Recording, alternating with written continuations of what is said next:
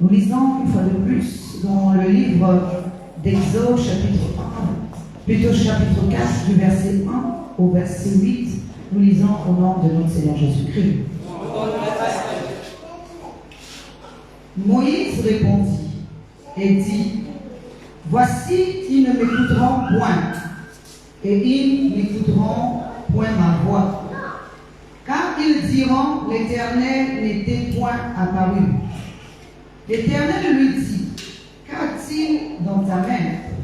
Il répondit: une verge. L'Éternel dit: jette-la par terre. Il la jeta par terre, et elle demeura un serpent.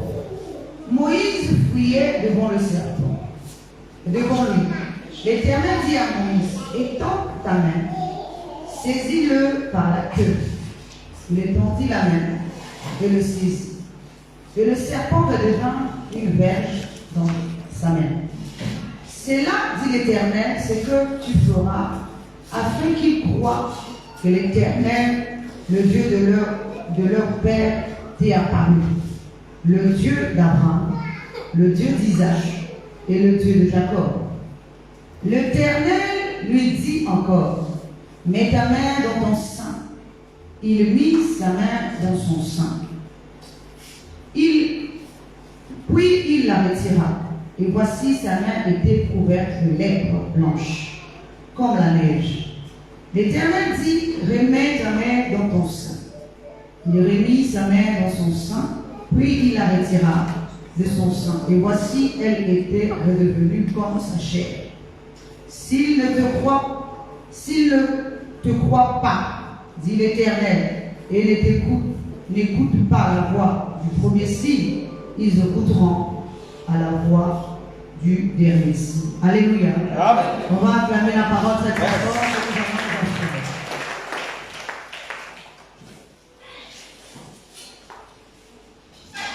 Je voudrais que tu sois très attentif. Amen. Parce que lorsque l'esprit n'est pas disposé, tu peux venir 50 000 fois à l'église et tu ne vas rien capter. Tout vient de notre esprit. Alors, il faut que tu commences à expliquer à ton esprit qu'il doit être concentré. Ce n'est pas moi qui veux le faire, mais c'est toi. Comme vous le savez, le thème de l'année, c'est la grâce, tiré de Luc chapitre 1, verset 25.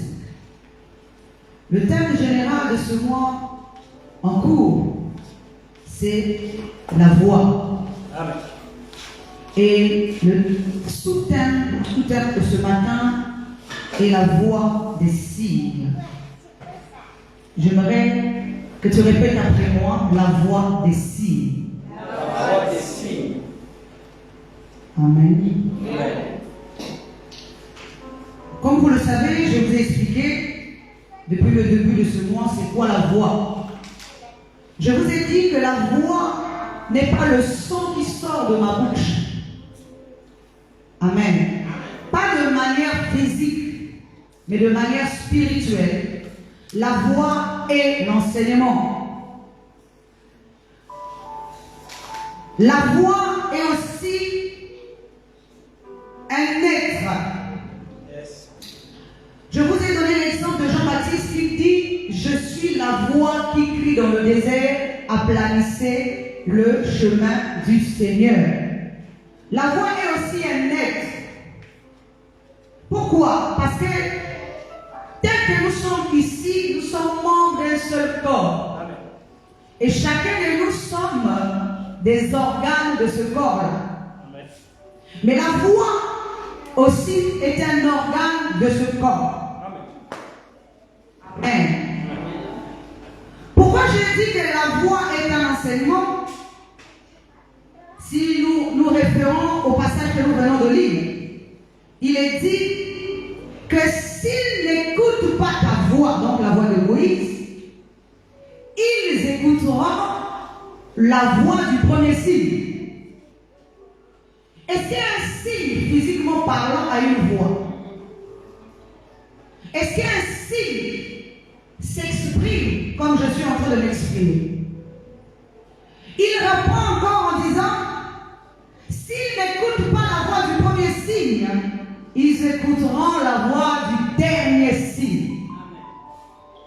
Amen. Donc, un signe physiquement n'a pas de voix, mais c'est spirituellement qu'il s'exprime. Ce sont des enseignements. Alléluia. Amen. Alors, je voudrais encore vous expliquer quelque chose. La voix physiquement est un organe, mais un organe précieux. Amen. Amen. C'est un organe précieux. La voix est-il aussi identité? Amen. Amen. Parce que même si quelqu'un est dehors en train de parler, on va le reconnaître par le son de sa voix. N'est-ce pas? Amen. Nous tous, ceux que nous sommes ici, personne n'a la même voix que l'autre. C'est vrai que dans le monde, il y a ceux qui imitent les voix des autres. Mais ce n'est pas leur voix d'origine. Amen. Amen. Donc la voix est la signature de notre personne. C'est notre identité. La voix est l'expression de notre être. C'est l'expression de notre être. C'est pour ça que même la voix spirituelle accompagne une personne particulièrement. Chaque prophète qui apparaît n'apparaît pas avec le même signe que l'autre. Il apparaît avec son signe personnel. N'est-ce pas? Acclame le Seigneur.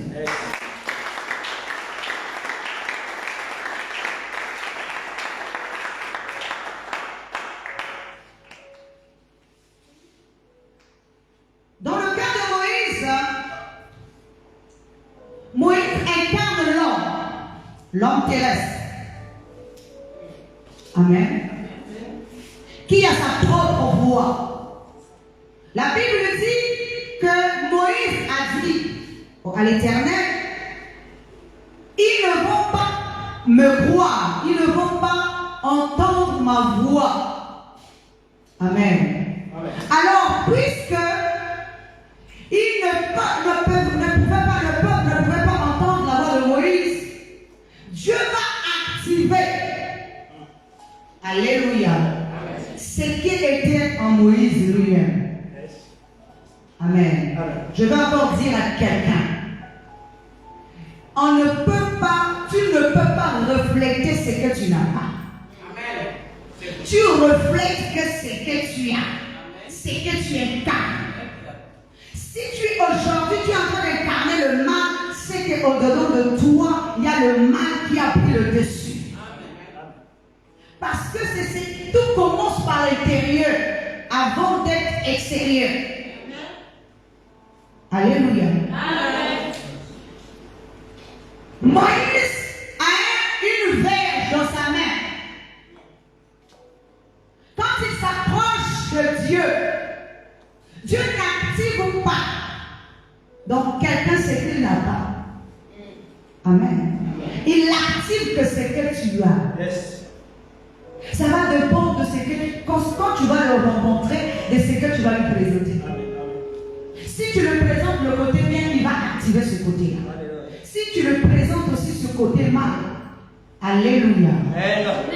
Alors dans le cas de Moïse a une verge. Or la verge représente quoi? Ça veut dire qu'il était berger. Et la verge représente un enseignement. Lorsque vous êtes ici, vous êtes des brebis. Amen. Moi, je suis la bergère. Ou encore le berger. Puisque je suis un fils. Amen. Alléluia. Donc, je suis le berger. Alors, ça veut dire que quand tu deviens berger, forcément, tu dois avoir une verge. Parce que tu ne peux pas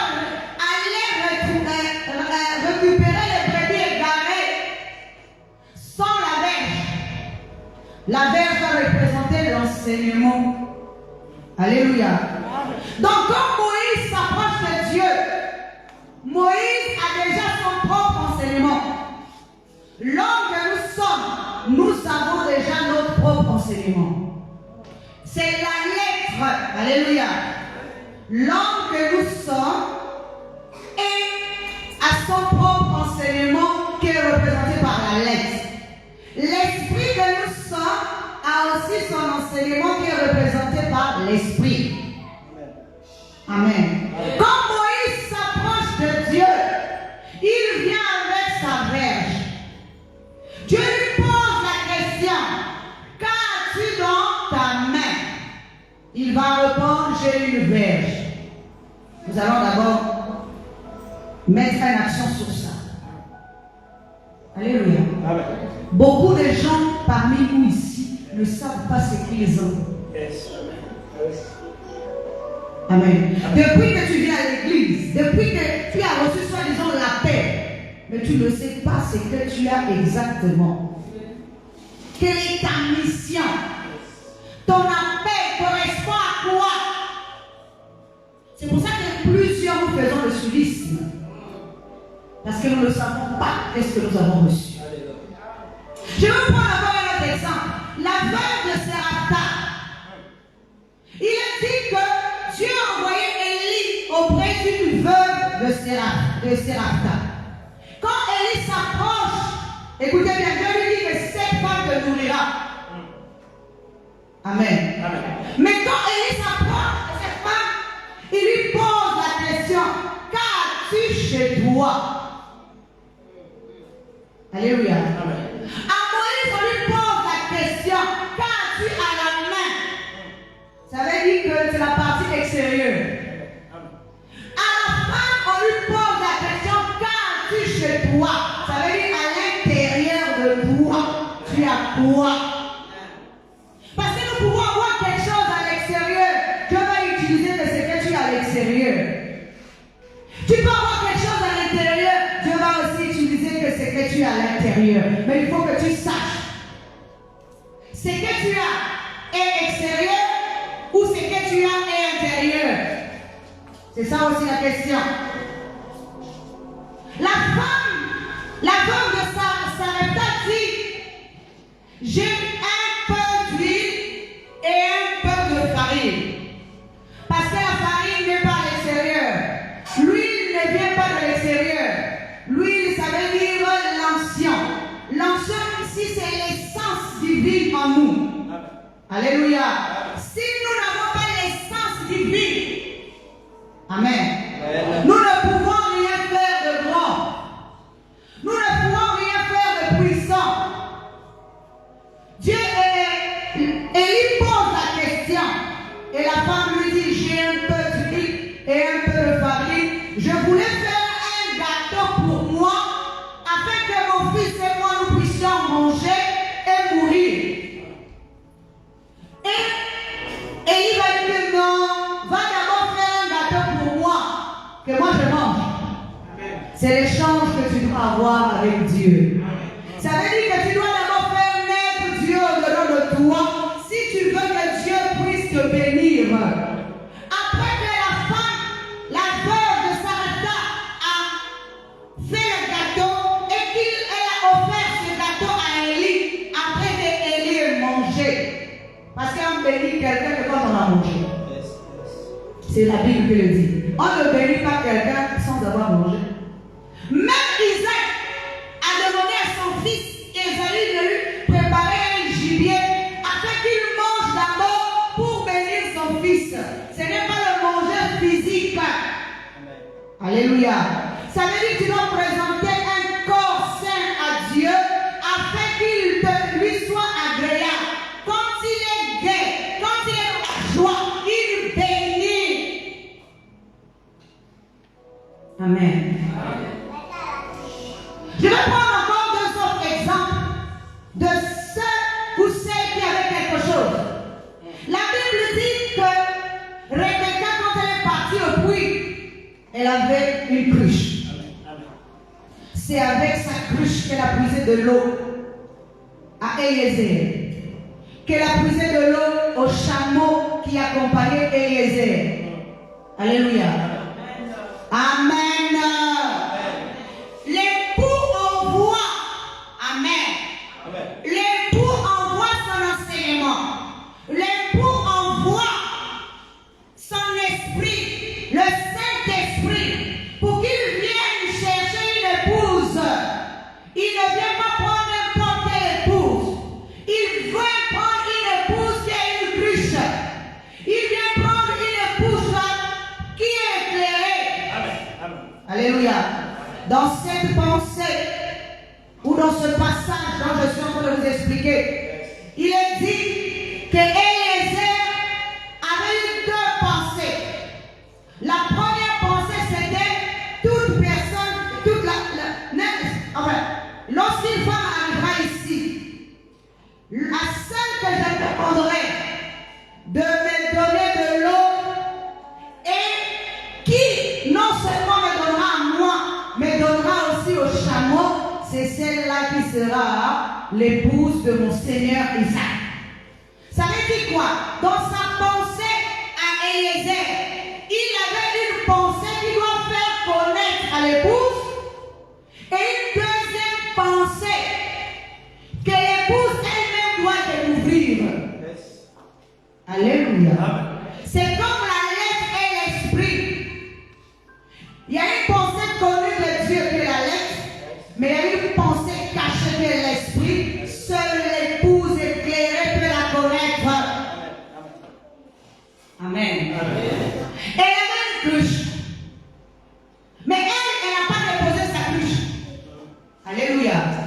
Parce qu'elle a continué à marcher selon l'ordre terrestre. Alléluia. Mais la Samaritaine, quand elle a rencontré Jésus, il est dit qu'elle a échangé avec Jésus. Elle aussi, elle était porteuse de cruche. Mais après avoir fini de parler avec Jésus, elle aussi, elle avait quelque chose. Elle aussi, elle était un esprit éclairé. Parce que Jésus voulait savoir si elle était un esprit éclairé. Parce que Dieu n'épouse pas n'importe qui. Il épouse un esprit éclairé, une conscience éclairée. C'est dans cet échange qu'il va comprendre qui elle est réellement. La Bible dit qu'il va dire à la femme samaritaine d'aller prendre son mari et le lui emmener. Elle va répondre. Alléluia. Seigneur, je n'ai pas de mari. Amen. Et le Seigneur va lui dire, tu as raison. Tu as eu 5 hommes dans ta vie. Même celui avec qui tu es aujourd'hui n'est pas ton mari. Alléluia. Ça veut dire quoi? Le corps éternel.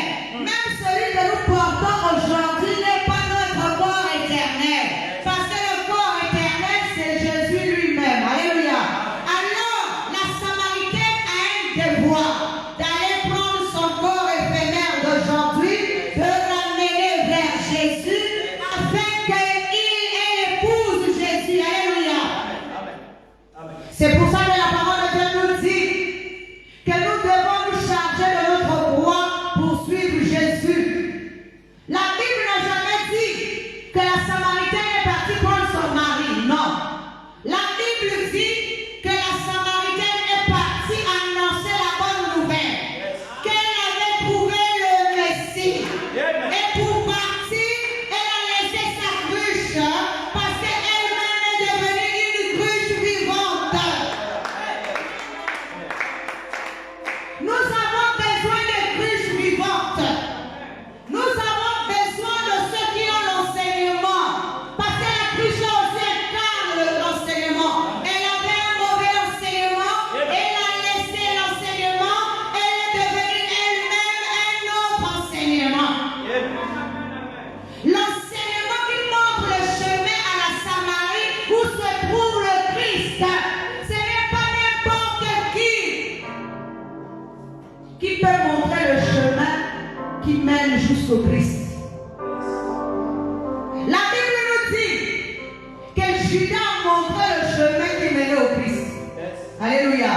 Mais c'était pour saisir le Christ.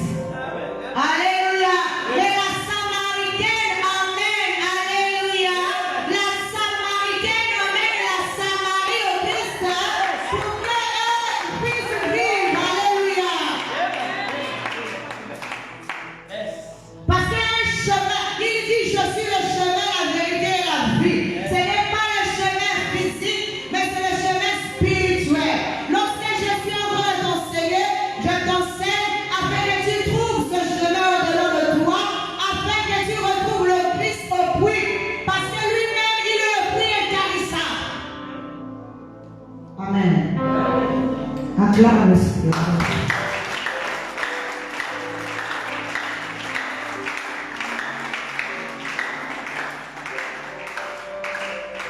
Qu'as-tu dans ta main? Qu'as-tu chez toi? Amen. La Samaritaine avait une cruche dans la main, mais elle a laissé la cruche de la main. Elle-même, elle est devenue une cruche intérieure. Nous devons devenir des cruches intérieures. Parce qu'il est dit que Jésus a dit à la Samaritaine, si tu connaissais le don de Dieu, c'est toi qui m'aurais demandé de l'eau, et moi je t'aurais donné de l'eau vive. Amen. Donc le mari que la Samaritaine avait épousé, c'est ce corps qui est représenté par la Samarie. Et ce corps devait atteindre la dimension de Christ. C'est à nous d'enseigner notre corps. C'est à nous d'assujettir notre corps. C'est pour ça que la parole de Dieu nous dit que c'est Paul qui dit, Amen, j'assujettis mon corps. Le corps doit t'écouter. Le corps doit être ramené au Christ parce que la nature du corps est différente de la nature de l'esprit. Il est dit que les désirs de la chair sont contraires à ceux de l'esprit. Mais c'est à toi de faire en sorte que la chair ait les mêmes désirs que ton esprit. C'est à toi de l'enseigner. C'est à toi de l'éduquer. C'est à toi de le façonner ou de la façonner, de lui donner l'image et la ressemblance de Dieu. Alors, dans l'histoire de Moïse, vous allez voir, hein, Moïse, en fait, dans son enseignement, se retrouve avec 3 voix. Amen. Si tu as un enseignement qui a 3 voix, tu ne peux jamais instruire quelqu'un. Alléluia. Si ton enseignement a 3 voix, on appelle ça un message. Tu ne peux jamais te lever devant le peuple de Dieu et avoir plusieurs messages. Dieu confie un seul message à un prophète. Alléluia. Dans le cas de Moïse, il a sa propre voix, il a aussi la voix du serpent. Parce que sa propre voix est représentée par la verge qu'il avait dans la main. Mais il a aussi la voix du serpent. Et il a aussi la voix de la lèpre. Alléluia. Amen. Amen. Amen. Acclame le Seigneur.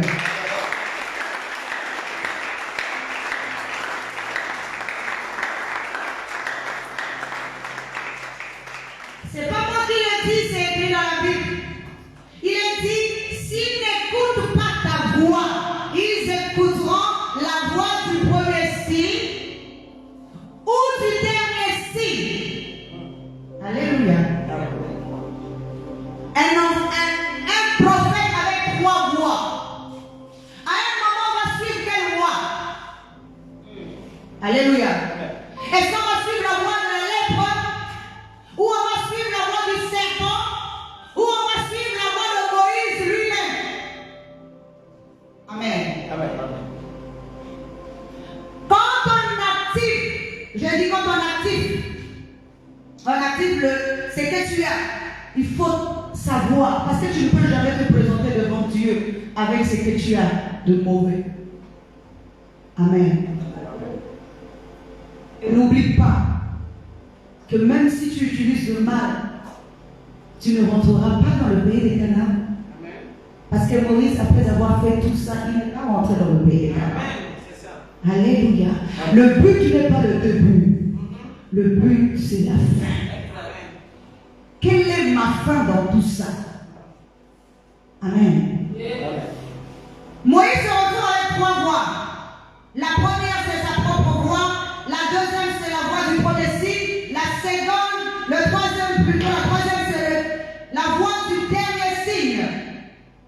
Or, un signe, c'est aussi l'identité. Le serpent est une identité. C'est une nature. Ça veut dire que dans l'enseignement de Moïse, il y a une nature qui accompagne cet enseignement. La nature est représentée par le serpent. Amen. La lèpre ici représente, vous savez qu'ici, pour la lèpre représente une maladie. Mais une maladie contagieuse. Une maladie qui est une souillure. Alléluia. Donc ça veut dire que le même enseignement là, derrière cet enchaînement, il y a quelque chose de caché, qui est une mauvaise nature. Après la nature là, il y a encore la lèpre, qui est une sorte de malédiction, de souillure, qui va détruire ton âme. Amen. Écoutez, attendez, je vous explique encore. Nous allons aller pas à pas. Moïse a dans sa main un bâton qui se transforme en serpent. C'est pas ça. Amen. Mais Moïse a son sang, la souillure. Parce qu'il a dit, mets ta main dans ton sang. Alléluia. Or, le sang veut dire à l'intérieur. Alléluia. Amen. Quand il met sa main à l'intérieur, la main devient une main lépreuse. Quand il remet la main revient une main neutre. Alléluia. Donc la lèpre là, c'est ce qu'il avait déjà à l'intérieur de lui. Amen. On active que ce que tu as au-dedans de toi. Alors faisons attention à ce que nous sommes en train de faire dans la vie. Et comment nous le faisons. Si notre intérieur est pourri, à un moment donné, nous arriverons à jeter. Vous voyez, il y a certaines personnes qui maudissent les autres. Ça devient l'apparition de cette lèpre qui était intérieure et qui vient à l'extérieur. Parce qu'une personne qui est juste, une personne qui est dans le bien, ne peut jamais maudire une autre personne. Alléluia. De fois, nous voyons même les pasteurs maudire d'autres personnes. Alléluia. Mais où en sommes-nous? Amen. Ce n'est pas pour critiquer quelqu'un, c'est juste que je souligne. Surtout les hommes de Dieu que vous êtes. Vous devez. Attends, quand tu maudis quelqu'un, ne te dis pas que Dieu t'a répondu, c'est ça, non? C'est ça que tu vas te dire, Dieu m'a répondu. Il a activé ce qui était à l'intérieur de toi. Mais après, une fois que tu as maudit, il a exécuté. Un jour, te demandera encore des comptes. Pourquoi tu m'avais utilisé pour maudire X ou Y? Attention à ce que nous faisons. C'est pour ça que la parole qui est juste nous dit de pardonner. Jésus sur la croix, il n'a pas maudit quelqu'un. Parce qu'il voulait préserver sa divinité. Mais il a pardonné. Père, pardonne-leur car ils ne savent pas ce qu'ils font. Vous savez, même si quelqu'un peut vous traiter de tous les noms, vous êtes, voilà, tout ce qu'on peut dire, vous êtes faible, vous êtes lâche, vous êtes je ne sais pas quoi, mais gardez ça parce que c'est la pureté. Ce n'est pas l'impureté, mais c'est la pureté. Et la pureté finit toujours par payer. Donc, parce que l'intérieur de quelqu'un, quand il est pur, tôt ou tard, c'est Dieu qui témoignera. C'est Dieu qui témoignera. Tu n'as pas à te justifier. Tu n'as pas à vouloir prouver à tout prix ce que tu es. Mais laisse Dieu qui connaît ton intérieur. Si tu es dans le bien s'élève toujours au-dessus du mal. Sanctifiant notre intérieur, la lèpre de Moïse. Changeant notre manière de voir. Alléluia. Le signe est également une identité qui accompagne le prophète. Parce que les signes de Moïse, c'est seulement Moïse qui pouvait faire ça. Amen. C'est pas quelqu'un de ça. C'est les signes que Moïse pouvait refléter. Il n'y a que Moïse qui peut faire ça. Quelqu'un d'autre ne peut pas faire ça. Parce que c'est son identité spirituelle interne. Alléluia. Ou son identité divine, si vous voulez. Alléluia. C'est son identité divine. Parce qu'il a une identité spirituelle, mais il a aussi une identité divine. Alléluia. Là, il active les signes qui accompagnent son corps de prophète. Bon, après, posons les bonnes questions. Je vous ai toujours dit de vous poser les bonnes questions. À quoi ça servirait aux enfants d'Israël de voir un serpent? Qu'est-ce qui allait les convaincre? Pourquoi Moïse devait... Alléluia. Ça servait à quoi que Moïse transforme son bâton en un serpent devant le peuple d'Israël? Ou encore de montrer sa lèpre? Ça servait à quoi? C'était pour convaincre. C'était quoi? De l'intimidation. Alléluia. Est-ce que nous sommes en train de comprendre? Parce que dans la vie ici, il y a des enseignements pour impressionner. Amen. Oui. Il y a des enseignements qui sont faits pour impressionner le peuple de Dieu.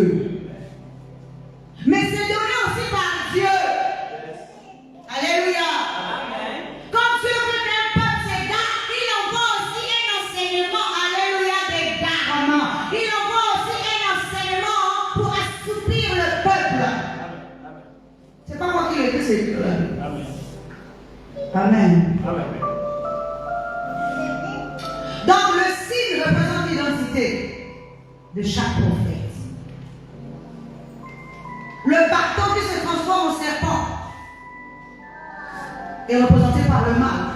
Et la lèpre est représentée par la malédiction. Ça veut dire quoi? Toute personne, amen. Amen. Quand tu es séduit par l'enseignement de Moïse, derrière ça, amen, amen, tu épouses le mal qui est caché derrière ça. C'est ça que ça veut dire. Amen. Tu épouses le mal qui est caché derrière ça. Et quand tu épouses le mal, derrière ça, il y a une malédiction qui te suit. Alléluia. Amen. C'est pour ça que Dieu dit ne vous confiez pas en l'homme, mais confiez-vous à Dieu. Ça ne veut pas dire aller dire son secret à un homme physique, c'est pas ça. Mais ne rentrez pas dans la nature de l'homme. Puisque quand tu vas écouter les choses de l'homme, tu vas rentrer dans la nature de l'homme représentée par le serpent. Et derrière ça, il y a encore une malédiction qui va te suivre. Il y a encore une malédiction qui va te suivre. Représentée par la lèpre. Ce sont les signes que nous voyons. Et ce n'est pas n'importe qui voit ça. Prenons même cette image toujours de Moïse. Est-ce que Moïse, quand il est arrivé devant les enfants d'Israël, il a fait ça? Non. Il n'y a aucun endroit où on a dit que quand il est arrivé devant les enfants d'Israël, il a posé sa canne, il est devenu serpent.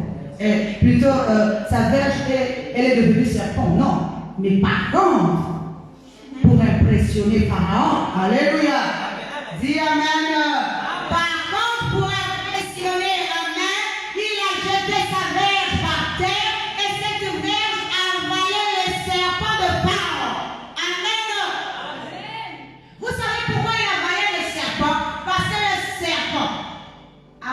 De sa nature. Alléluia.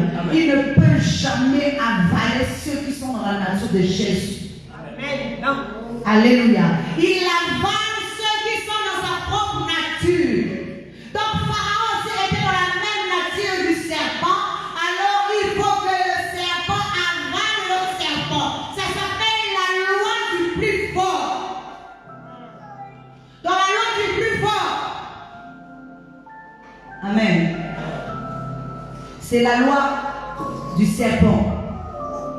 C'est pour ça que je vous ai toujours dit, ne vous battez pas avec quelqu'un. Quelqu'un qui a fait du mal aujourd'hui, ne cherche pas à rendre le mal par le mal. Amen.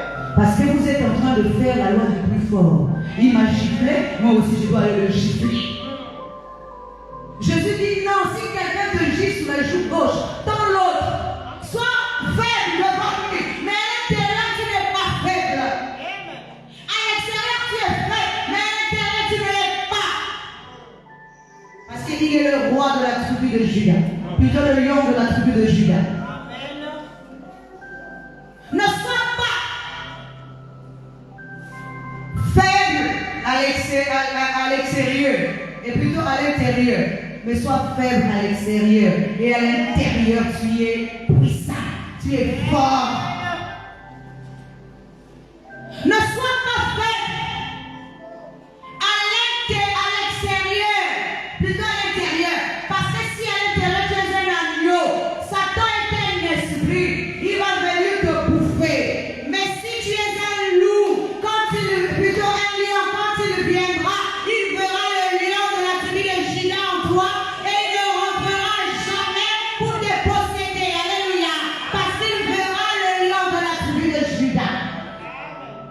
Mais à l'extérieur, tu demeures un agneau. Amen. Tu n'as pas à faire le bras de fer avec quelqu'un.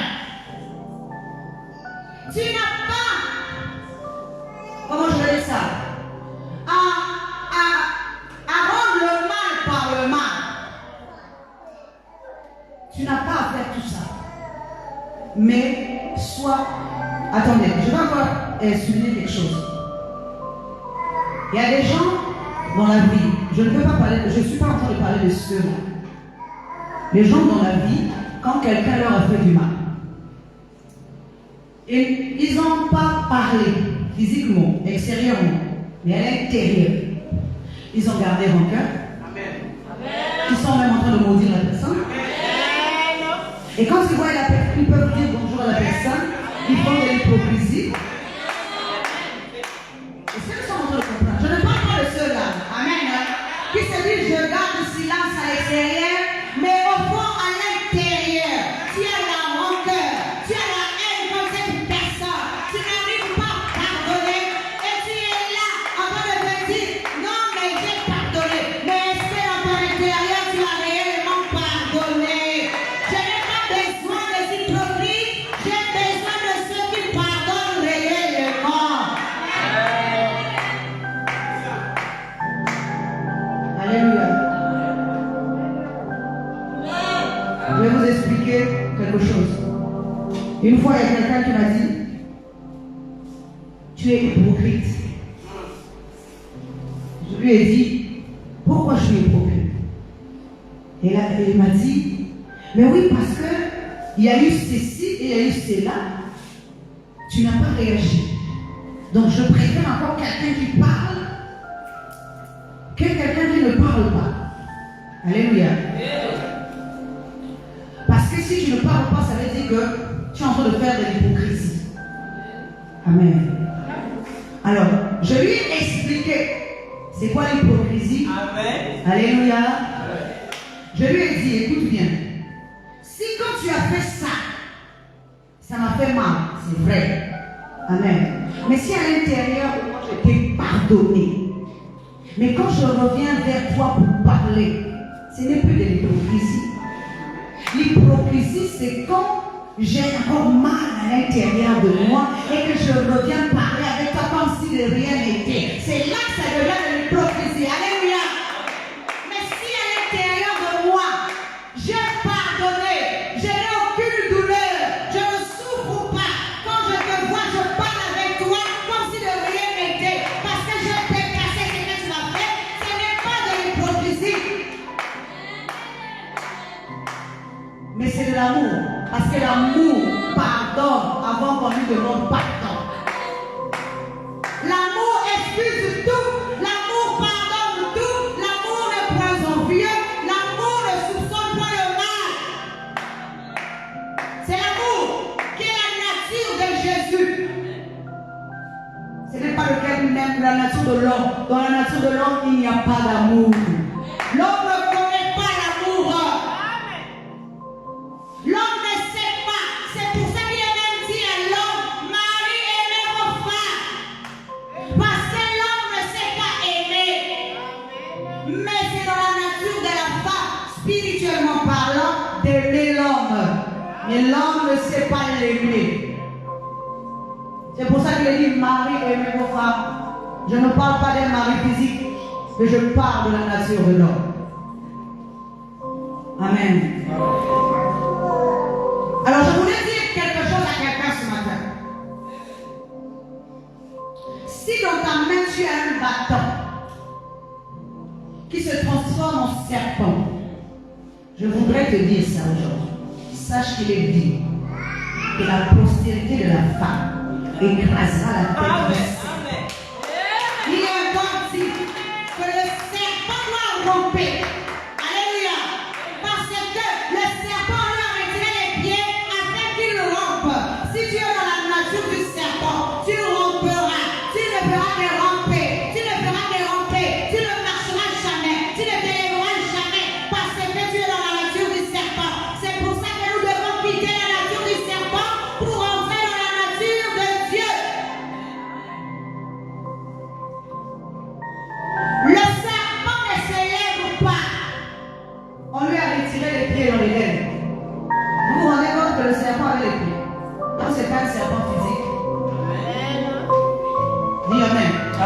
Bon, même si c'est un serpent physique, est-ce que pour un serpent physique, on dit qu'il a des pieds ou on dit qu'il a des pattes? Alléluia. C'est seulement l'homme qui porte les pieds. Amen. C'est comme même lorsqu'on dit que la colombe est sortie de l'arche de Noé, elle est partie voir à l'extérieur ce qui s'est passé. Quand elle revient, elle dit qu'elle n'a pas trouvé un lieu où poser la plante de son pied. Est-ce qu'une colombe a des pieds? Point d'interrogation.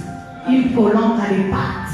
C'est que notre colombe ici n'est pas une colombe physique, mais c'est un corps spirituel, c'est un être spirituel. Alléluia.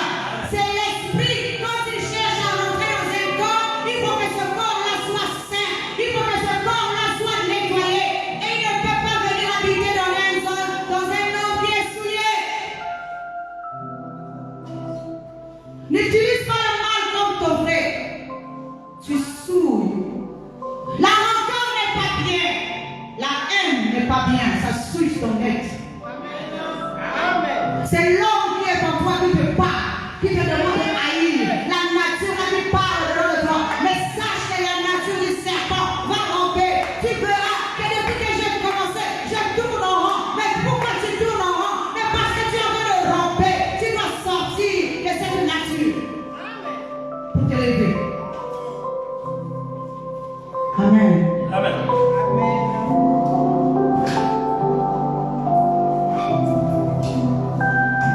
Pourquoi Moïse saisit son serpent par la queue? On peut lui dire de saisir le serpent par la tête. Mon Dieu lui a dit saisis ton serpent par la queue. Parce que le serpent ne sera jamais la tête. Il sera toujours la queue. Et si tu marches avec lui, c'est par la queue que tu le toucheras. Jamais la tête. Parce que la tête restera Jésus-Christ. Alléluia. Amen. La tête restera Jésus-Christ et lui sera toujours la queue. Quand tu touches le serpent, quand tu marches avec le serpent, c'est comme si tu es toujours en train de toucher sa queue. Amen. De marcher avec lui par sa queue. Parce que lui devient ta tête. Alléluia. Et toi tu es derrière lui. Oh, Jésus est notre tête. Amen. Jésus est la tête de l'église. Donc de l'homme, il est le chef et le consommateur de notre foi. Amen. Moïse est dans la loi du plus fort. Il est inférieur à Jésus-Christ. Il fait, attendez, il fait sa loi entre lui et lui-même là-bas. Il ne peut pas sortir de son corps pour venir faire sa loi dans le corps de Jésus. Alléluia. Il va faire sa loi dans le corps de l'homme. Parce qu'il incarne l'homme terrestre. Mais il ne fera jamais ça dans le corps du ciel. Amen. Refusons cette loi. Refusons les impressions. Quand Dieu t'appelle, ce n'est pas pour impressionner quelqu'un. Quand Dieu t'appelle, ce n'est pas pour paraître, mais pour le servir. Alléluia. Amen. Amen. Je vais encore te dire une chose. Pourquoi Moïse a été réclamé par Satan? Jude chapitre, parce que Jude n'a qu'un chapitre. Chapitre 1, verset 9. il est dit, dans le chapitre de Jude, verset 9, il est dit que Satan et l'ange Michael étaient en train de disputer le corps de Moïse. Vous savez pourquoi? Parce que Moïse aurait été incarne la connaissance du bien et du mal.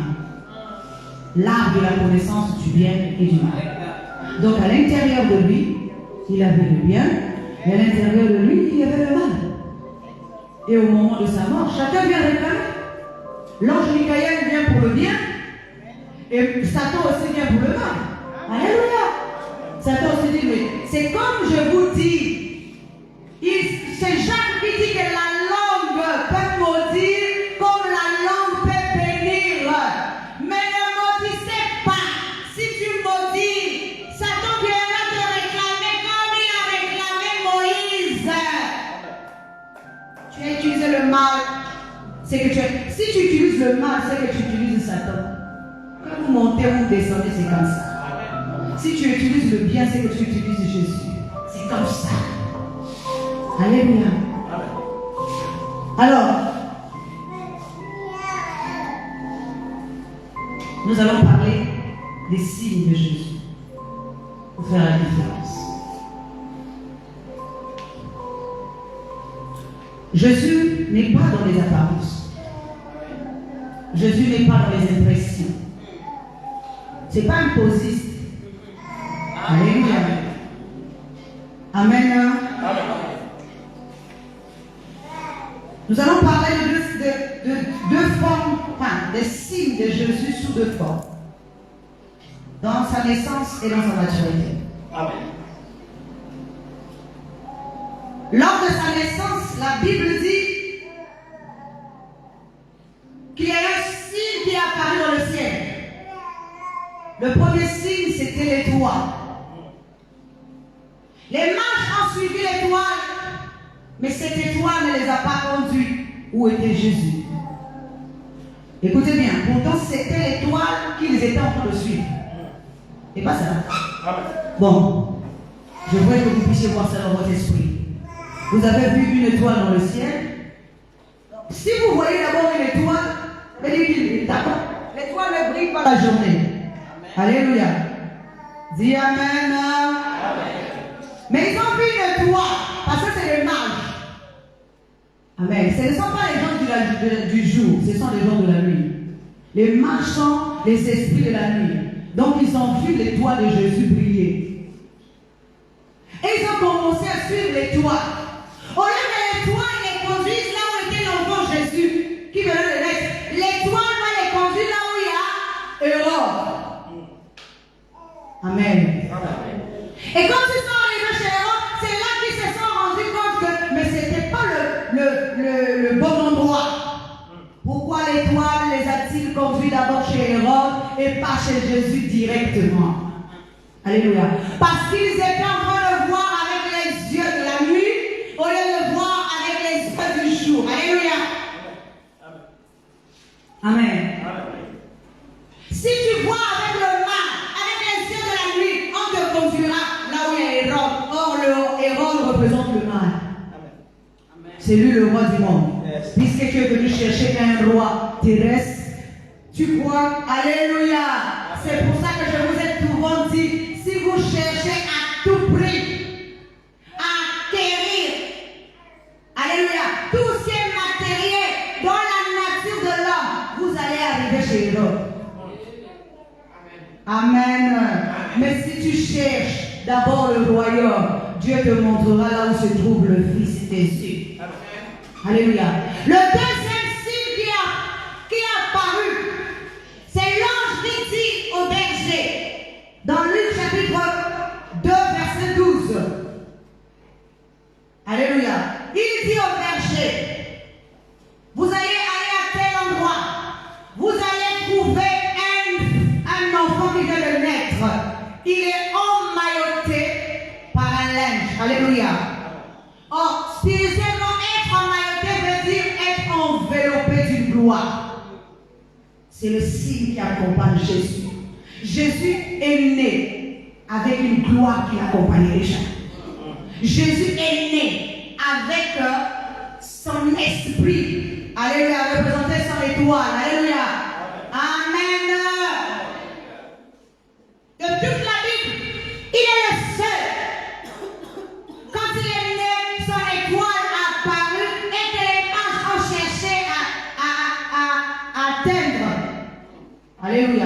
Mais quand ils se sont rendus compte que ce n'était pas le bon endroit, ils sont repartis vers là où se trouvait l'enfant Jésus. Amen. Alléluia. Amen. Donc les signes de Jésus sont différents. Alléluia. Ça veut dire quoi? Le corps est enveloppé par la gloire et l'esprit. L'esprit peut parler, le corps aussi peut parler. Amen. Amen. Pas de la même manière que Moïse. Alors, je veux parler encore d'autres signes. Quand les enfants d'Israël ou encore les pharisiens et les scribes vont demander à Jésus dans Marc chapitre 8, verset 12, de faire un signe, il dira non. Amen. Vous savez pourquoi? Parce que lui-même était déjà un signe. Lui-même était déjà un signe. Et toi, si tu ne vois pas qu'il est un signe, alléluia, lui-même était déjà un signe. C'est pour ça qu'il va le reprendre. Vous, cette génération perverse, c'est le signe que vous allez avoir, c'est seulement comme Jonas a été dans le ventre, 3 jours dans le ventre du dauphin, alléluia, du poisson plutôt, alléluia. C'est ça le signe qui leur répond. Pourquoi? Parce que ça aussi c'est un signe qui accompagne Jésus. Il doit aller dans la mort et ressusciter le 3e jour. Amen. Maintenant, je vais vous donner un signe plus puissant.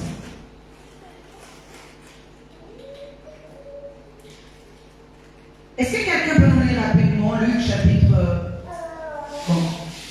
2, chapitre 2, verset 34, pour que nous puissions comprendre que lui-même était un signe. Lisons la parole de Dieu dans Luc 2, chapitre 34. Et quelqu'un d'autre va se préparer à nous lire Matthieu chapitre 11, de 2 à 5. Le premier. Siméon les bénit et dit à Marie, sa mère, voici cet enfant est destiné à amener la chute et le relèvement de plusieurs en Israël et à devenir un signe qui provoquera la contradiction. Parole de Dieu. Alléluia. Donc il devait devenir un signe qui allait apporter la contradiction. Donc ça veut dire que lui-même est un signe. Amen. Il n'a pas besoin d'un bâton pour être signe. Alléluia. Il est lui-même le signe. Il est lui-même la manifestation de ces signes-là. Amen. Est-ce que nous sommes en train de comprendre? Ça veut dire quoi? Lorsque tu grandis spirituellement, tu deviens toi-même aussi un signe. Parce qu'il a dit, ce n'est plus moi qui vis, mais c'est le Christ en moi. Si le Christ en toi vit et se manifeste, il faut qu'on reconnaisse qu'il est en toi. Alléluia. Alors, quelqu'un peut nous lire Matthieu chapitre 11, verset 2 à 7. Lisons la parole de Dieu.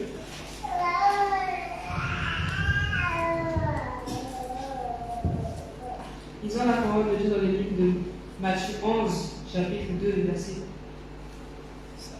Chapitre 11, du 2 à 5.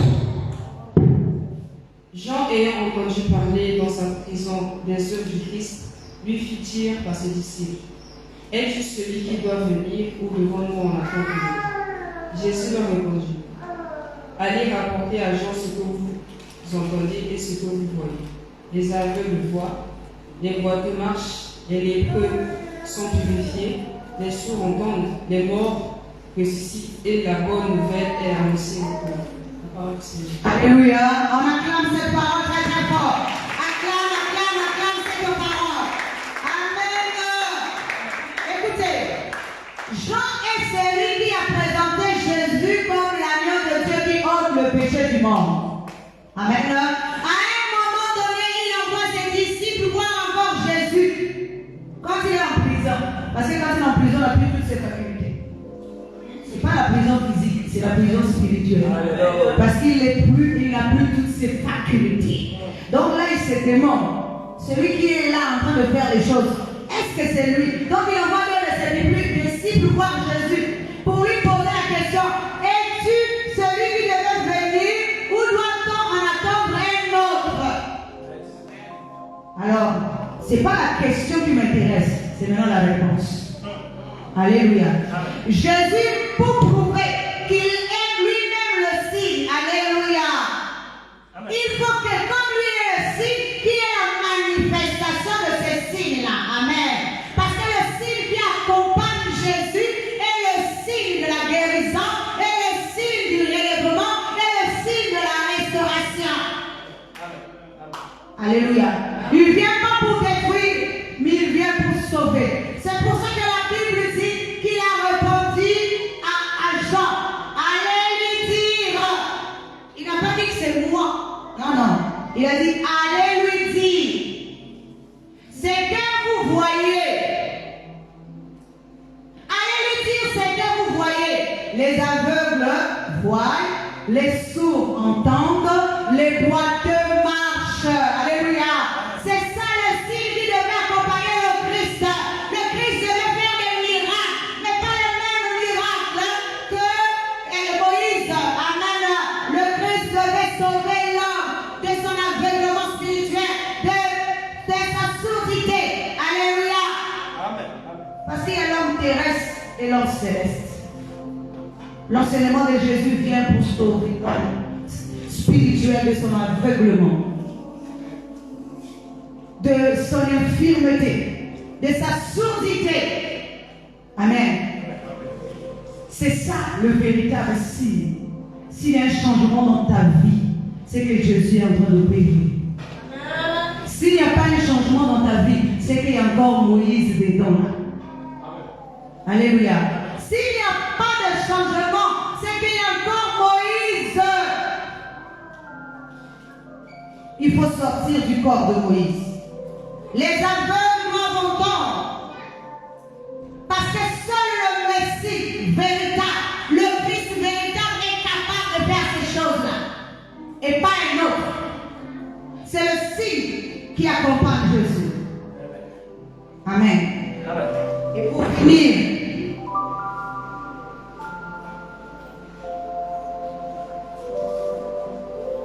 Moïse faisait en sorte que le peuple dépende de lui. Alléluia.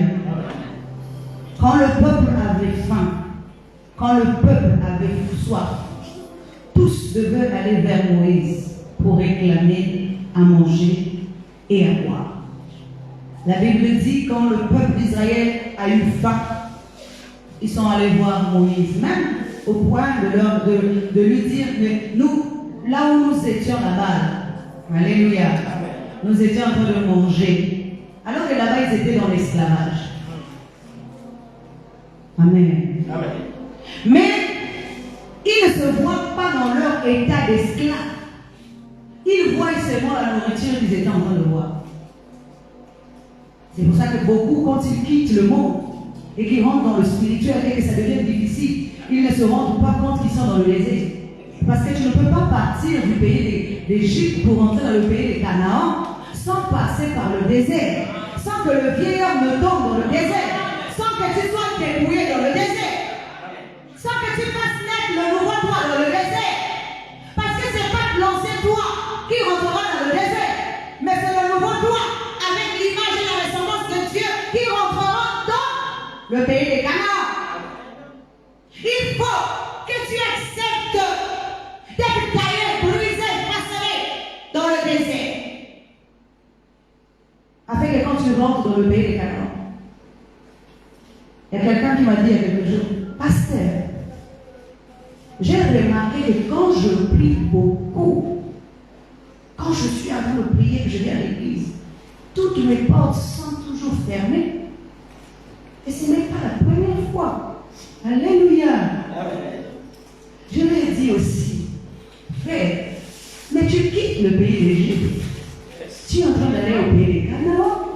Mais tu ne vas pas rentrer avec l'image de l'Égypte dans le pays de Canaan. Mais il faut que tu passes par le désert. Donc j'ai dit, tu acceptes seulement que l'Égypte te donne les miettes. Alléluia.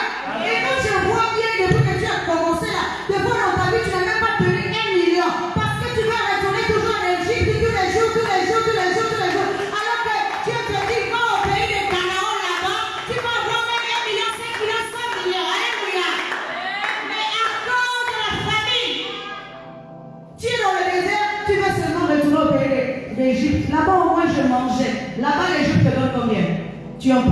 l'Égypte. Tu es esclave de l'Égypte. Amen. Il faut que notre mentalité change. Nous avons un bien précieux lorsque nous allons rentrer dans le pays des Canaan. Notre bien est un bien éternel. Quand tu rentres dans le pays des Canaan, quand Dieu te bénit, c'est pour milliers des enfants, des arrière-grands-enfants bénéficieront de ta bénédiction. Amen. Alors, je voulais dire encore. Moïse est celui, quand le peuple lui demande à manger, il va faire un miracle. Les cailles vont tomber, il va nourrir du ciel, les cailles, la manne va tomber, il va nourrir le peuple. Quand le peuple a soif, quand je parle des cailles ici, ce n'est pas les cailles physiques, ça veut dire la connaissance. Alléluia. Dis Amen. Quand le peuple a soif, il va taper. C'est lui qui va faire. Amen. Parce que tout le monde dépend de Moïse. Tout le monde dépend de lui. Amen. Mais quand les disciples ont demandé à Jésus, Seigneur, ça fait longtemps que nous sommes là et ce peuple-ci n'a rien à manger. Amen. Ils ont faim. Jésus leur a répondu, allez leur chercher à manger vous-même. Alléluia. Amen. Pourquoi? Parce qu'il veut que chacun de nous soyons indépendants spirituellement. Que vous ne dépendez pas de quelqu'un, mais allez chercher à manger vous-même. Alors les disciples sont partis chercher à manger. Ils ont trouvé un jeune homme qui avait 5 poissons et 5 pains et 2 poissons. Ça veut dire quoi? Si tu ne cherches pas, tu ne trouveras jamais le jeune homme qui est au-dedans de toi là, qui a 5 pains et 2 poissons. Si tu dépends de moi, Amen. Amen. Si tu dépends de moi, ça veut dire que moi je te donne les cailles tous les jours. Je te donne aussi de l'eau tous les jours. Quand ce soir, je te donne l'eau. Amen. Amen. Mais ça ne dure pas. Voici ce que Jésus dit. Vos pères ont mangé de la manne dans le désert, ils en sont morts. Mais si tu manges ma chair, parce que ma chair est une nourriture et mon sang est un breuvage. Mais si tu manges ma chair et que tu bois mon sang, tu ne mourras pas. Il ne s'agit pas de mourir physiquement, mais il s'agit de mourir spirituellement. La mauvaise connaissance t'emmènera dans le mal et dans le mal tu mourras. Tu rentreras dans le voile, tu rentreras dans l'ignorance et tu seras un être mort. Alléluia. Ici, là, il s'agit de manger la chair de Jésus. Ce n'est pas physiquement que tu vas manger la chair de Jésus. Parce que la Bible dit, ma chair est une nourriture et mon sang est un breuvage. Tu vas trouver Jésus où pour aller chercher son sang. Tu vas trouver Jésus où pour aller manger sa chair. C'est l'enseignement. C'est la voix de Jésus qui parle. Amen. C'est la voix de Jésus qui parle. C'est ta chair qui rentre à table avec toi. Il dit, je me tiens à la porte. Quiconque entend ma voix, ouvre la porte, je rentrerai avec lui et je rentrerai chez lui, je souperai avec lui et lui avec moi. Tu vas souper avec quoi? Il t'emmène sa chair, il t'emmène son sang. Alléluia. Sinon, nous deviendrons les cannibales. Nous ne sommes pas les cannibales. Ici, il s'agit des choses spirituelles. Alléluia. Il ne s'agit pas de manger un être physique. Il s'agit de consommer un être spirituel, représenté par un enseignement et l'enseignement de lumière. Alléluia. Que Dieu nous aide. Dis à ton frère que Dieu nous aide. Amen. Acclame le Seigneur.